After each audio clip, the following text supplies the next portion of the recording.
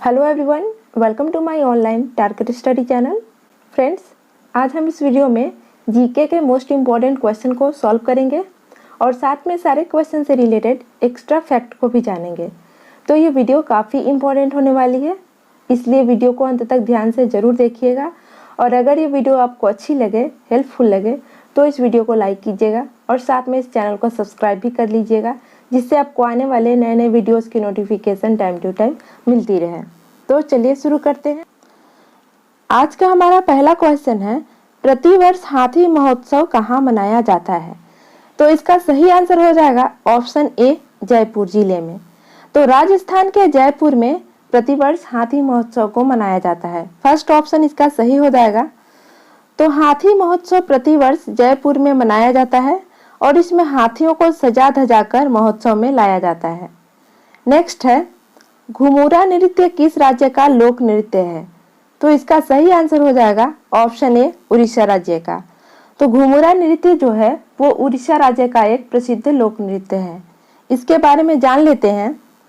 तो घुमुरा नृत्य उड़ीसा का एक लोक नृत्य है और प्राचीन कथाओं के अनुसार यह देवताओं और राक्षसों के बीच युद्ध का लोक नृत्य है। समय के दौरान घुमुरा ओडिशा में प्रदर्शन कला और मनोरंजन में भी शामिल हो गया था। नेक्स्ट है, निम्नलिखित में कौन सा भारत में शास्त्रीय नृत्य नहीं है? तो इसका सही आंसर हो जाएगा ऑप्शन डी, भांगड़ा। भांगड़ा नृत्य जो है वो भारत का शास्त्रीय नृत्य नहीं है, मगर कथक, सत्रिया और मणिपुरी ये तीनों ही भारत का शास्त्रीय नृत्य है।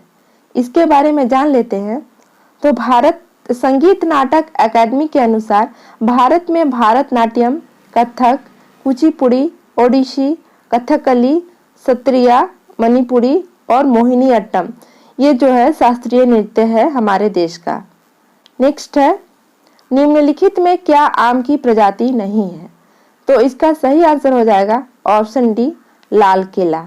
तो लाल केला जो है वो आम की प्रजाति नहीं है, मगर बंगनपल्ले, अल्फोंसो और सिंदूरा ये तीनों ही आम की प्रजाति है। इसके बारे में जान लेते हैं। तो लाल केला केले की एक प्रजाति है। यह ऑस्ट्रेलिया, न्यूजीलैंड जैसे देशों में पाई जाती है, लेकिन अब इसकी खेती भारत में भी शुरू हो गई है। नेक्स्ट है, ठुमरी गायक गिरिजा देवी किस घराने से है? तो इसका सही आंसर हो जाएगा ऑप्शन ए, बनारस घराना। तो ठुमरी गायक गिरिजा देवी जो है वो बनारस के घराने से बिलोंग करती हैं। फर्स्ट ऑप्शन इसका सही हो जाएगा। इसके बारे में जान लेते हैं।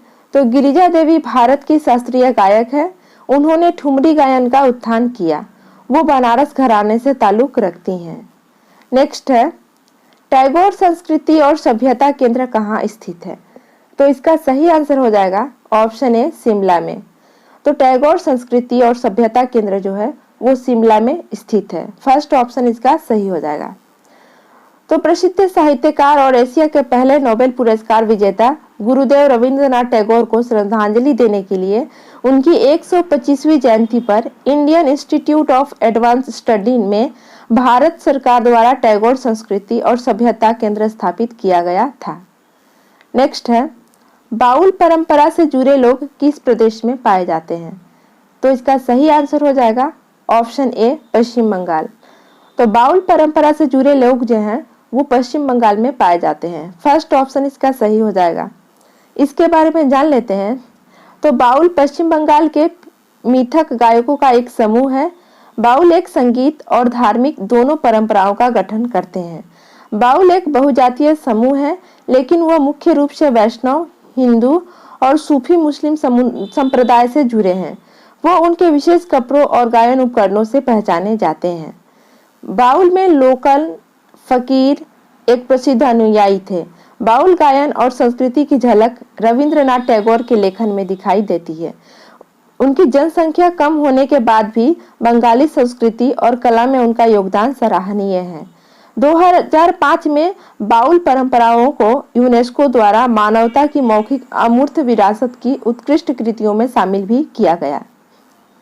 नेक्स्ट है, एलोरा का कैलाशनाथ मंदिर किसने बनवाया था? तो इसका सही आंसर हो जाएगा ऑप्शन ए, राष्ट्रकूट राजा कृष्ण प्रथम ने। तो एलोरा का कैलाशनाथ मंदिर जो है इसे राजा राष्ट्रकूट राजा कृष्ण प्रथम ने बनवाया था? फर्स्ट ऑप्शन इसका सही हो जाएगा। तो एलोरा का कैलाशनाथ मंदिर राष्ट्रकूट राजा कृष्ण प्रथम ने बनवाया था। यह चट्टान स्थित प्रसिद्ध कला है। एलोरा के 34 मठों और गुफाओं में से कैलाश मंदिर विश्व प्रसिद्ध है। नेक्स्ट है, हुमा का झुका हुआ मंदिर किस देवता को समर्पित है? तो इसका सही आंसर हो जाएगा ऑप्शन सी, शिव को। तो हुमा का झुका हुआ मंदिर जो है वो भगवान शिव को समर्पित है। इसके बारे में जान लेते हैं। तो हुमा का झुका हुआ मंदिर विश्व का एकमात्र झुका हुआ मंदिर है और यह भगवान शिव को समर्पित है और यह मंदिर जो है वो उड़ीसा राज्य में है। नेक्स्ट है, भारत की स्थलीय सीमा 15,200 किलोमीटर है, जो सबसे ज्यादा किस देश की सीमा से लगती है? तो इसका सही आंसर हो जाएगा ऑप्शन ए, बांग्लादेश से। तो भारत की जो सीमा है वो सबसे ज्यादा बांग्लादेश के साथ लगती है। इसके बारे में डिटेल में जान लेते हैं। तो भारत की स्थलीय सीमा निम्न देशों के साथ घटते क्रम में साझा होती है। तो सबसे पहले हम बांग्लादेश के बारे में जान लेते हैं। तो भारत और बांग्लादेश की बॉर्डर की जो लंबाई है वो है 4096.70 किलोमीटर। इसके बाद चीन का नंबर आता है। तो भारत और चीन के बॉर्डर की कुल लंबाई 3488 किलोमीटर है और भारत और पाकिस्तान की सीमा की कुल लंबाई 2900 किलोमीटर है और भारत और नेपाल की बॉर्डर की कुल लंबाई जो है वो 1850 किलोमीटर है। इसके बाद म्यांमार का नंबर आता है। तो भारत और म्यांमार की बॉर्डर की कुल लंबाई 1643 किलोमीटर है।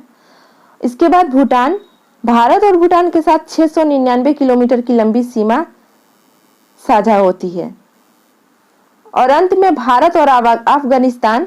तो भारत और अफगानिस्तान की बॉर्डर की जो लंबाई है वो महज 106 किलोमीटर है। नेक्स्ट क्वेश्चन है, कौन सा प्रदेश भारत का सबसे बड़ा बॉक्साइट का उत्पादक है? तो इसका सही आंसर हो जाएगा ऑप्शन सी, उड़ीसा। तो उड़ीसा राज्य जो है वो भारत का सबसे बड़ा बॉक्साइट का उत्पादक राज्य है। सी ऑप्शन इसका सही हो जाएगा। तो उड़ीसा भारत का सबसे बड़ा बॉक्साइट उत्पादक राज्य है। यह भारत का आधे से अधिक बॉक्साइट उत्पादन करता है। नेक्स्ट है, निम्नलिखित में कौन से क्षेत्र में जैव विविधता के हॉटस्पॉट क्षेत्र हैं? तो इसका सही आंसर हो जाएगा ऑप्शन बी, पूर्वी हिमालय तथा पश्चिमी घाट। तो पूर्वी हिमालय और पश्चिमी घाट में जैव विविधता के हॉटस्पॉट क्षेत्र हैं।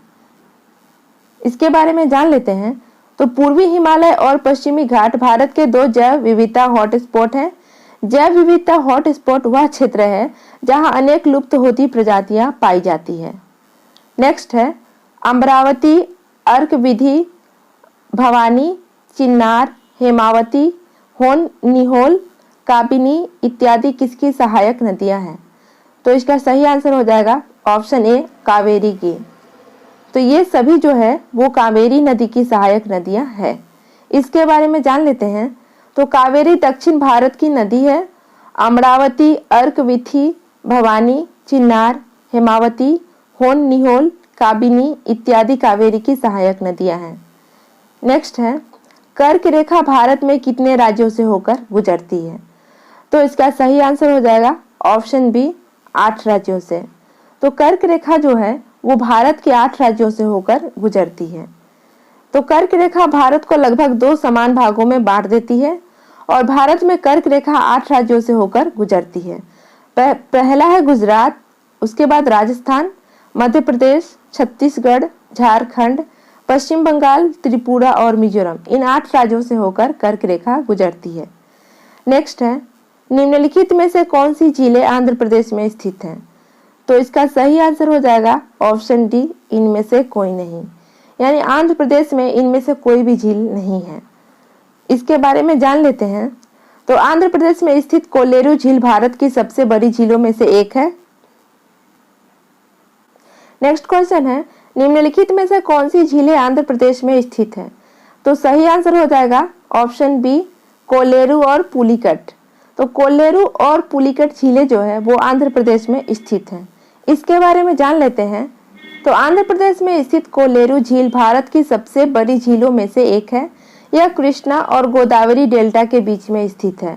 पुलिकट झील चिल्का के बाद भारत की दूसरी सबसे बड़ी लैगून झील है। नेक्स्ट है, ब्रह्मपुत्र नदी भारत में प्रवेश करते समय किस स्थान पर मुड़ जाती है? तो इसका सही आंसर हो जाएगा ऑप्शन सी, नामचा बरवा पर। तो ब्रह्मपुत्र नदी जो है वो भारत में प्रवेश करते समय नामचा बरवा पर मुड़ जाती है। सी ऑप्शन इसका सही हो जाएगा। तो ब्रह्मपुत्र नदी तिब्बत में भागीरथ ग्लेशियर से निकलती है और यह तिब्बत के बाद भारत और बांग्लादेश में बहती है। इसकी कुल लंबाई 2900 किलोमीटर है। नेक्स्ट क्वेश्चन है, सुल्तान अल्जान शाह कप किस खेल से संबंधित है? तो इसका सही आंसर हो जाएगा ऑप्शन बी, हॉकी से। तो सुल्तान अजलान शाह कप जो है वो हॉकी से संबंधित है। इसके बारे में जान लेते हैं। तो Sultan Azlan Shah cup hockey की एक अंतर्राष्ट्रीय प्रतियोगिता है। इसकी शुरुआत 1983 में हुई थी। यह मलेशिया में होता है और इसका नाम मलेशिया के 9वें राजा सुल्तान अजलान शाह के नाम पर है। नेक्स्ट है, एग्रीकल्चर शॉट किस खेल से संबंधित है? तो इसका सही आंसर हो जाएगा ऑप्शन ए, क्रिकेट से। तो एग्रीकल्चर शॉट जो है वो क्रिकेट से संबंधित है। इसके बारे में जान लेते हैं। तो एग्रीकल्चर शब्द क्रिकेट खेल से संबंधित है। क्रिकेट एक लंबे चौड़े मैदान में खेले जाने वाला खेल है। इस मैदान के मध्य में 22 गज यानी 20.12 मीटर लंबी तथा 10 फीट यानी 3.05 मीटर चौड़ी पिच बनाई जाती है और पिच के दोनों ओर 3-3 विकेट लगाए जाते हैं जिनकी लंबाई 28 इंच यानी 71.23 सेंटीमीटर होती है। विकेटों के ऊपर 4.5 इंच यानी 10.8 सेंटीमीटर लंबी तथा 0.5 इंच यानी 1.27 सेंटीमीटर मोटी गिल्ली होती है, यानी जिसे बेल हम कहते हैं। और बिलिंग क्रीज की चौड़ाई जो होती है वो 8 फीट और 8 इंच यानी 2.04 मीटर होती है। नेक्स्ट है, the world beneath his feet, उनके पैरों के नीचे की दुनिया किसकी जीवनी है? तो इसका सही आंसर हो जाएगा ऑप्शन ए, पुलेला गोपीचंद की। The world beneath his feet यानी उनके पैरों के नीचे की दुनिया जो है वो पुलेला गोपीचंद की जीवनी है। तो पुलेला गोपीचंद भारत के स्टार बैडमिंटन खिलाड़ी हैं। वो गोपीचंद एकेडमी भी चलाते हैं। आज का हमारा अंतिम क्वेश्चन है, ओलंपिक चिन्ह का क्या अर्थ होता है? तो इसका सही आंसर हो जाएगा ऑप्शन सी, निरंतरता। तो ओलंपिक खेल का अर्थ होता है निरंतरता। इसके बारे में जान लेते हैं। तो ओलंपिक चिन्ह का अर्थ है निरंतरता और ओलंपिक खेल प्रतियोगिताओं में अग्रणी खेल प्रतियोगिता है जिसमें हजारों एथलीट कई प्रकार के खेलों में भाग लेते हैं और ओलंपिक की शीतकालीन एवं ग्रीष्मकालीन प्रतियोगिताओं में 200 से ज्यादा देश प्रतिभाग के रूप में शामिल होते हैं। ओलंपिक खेल प्रत्येक 4 वर्ष के अंतराल पर खेला जाता है। तो फ्रेंड्स, आई होप ये वीडियो आपको अच्छी लगी होगी। अगर ये वीडियो आपको अच्छी लगी है तो इस वीडियो को लाइक कीजिएगा और साथ में इस चैनल को सब्सक्राइब भी कर लीजिएगा, जिससे आपको आने वाले नए नए वीडियोस की नोटिफिकेशन टाइम टू टाइम मिलती रहे। तो आज के लिए इतना ही। नेक्स्ट वीडियो में फिर से मिलेंगे, तब तक के लिए गुड बाय।